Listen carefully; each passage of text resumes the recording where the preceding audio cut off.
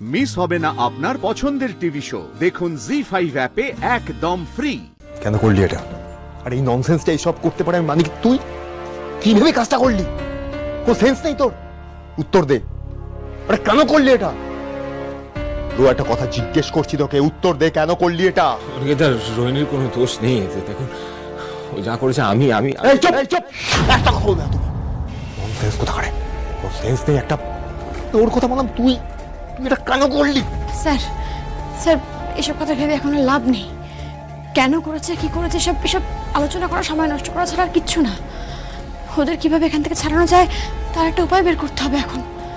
ইস, বাড়ির লোকজন, লোক সমাজ জানাজানি হলে এটা কেলেঙ্কারি হয়ে যাবে। রোহিণী ম্যাডাম,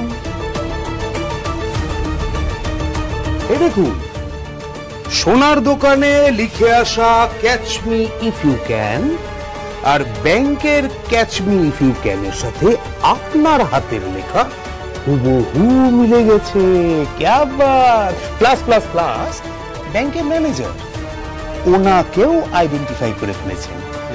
রোহিণী ম্যাডাম তাহলে ধাপ্পা নিয়ে যাও দুটোকে সিগারেট নিয়ে যাও। স্যার স্যার একটা কথা আছে স্যার।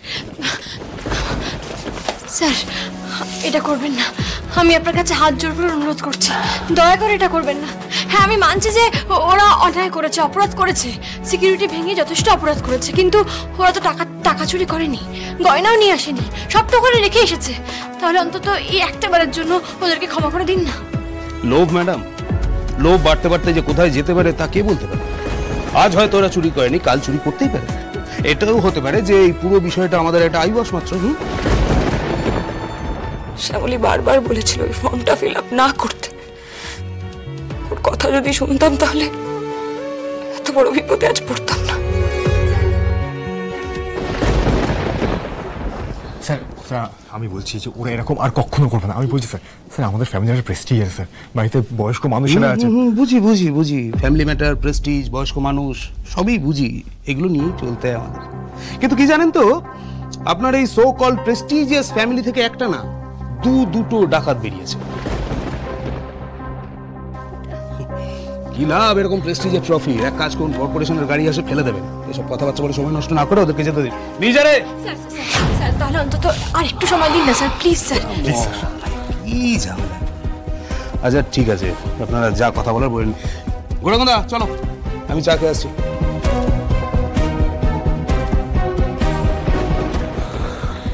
কি করবেন বলতে সময় এটা এক্ষুনি আবার চলে আসবে ফিরে অফিসে।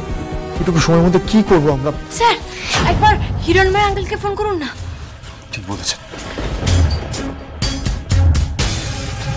হ্যাঁ কাকু, হ্যাঁ শোনো না, বলছি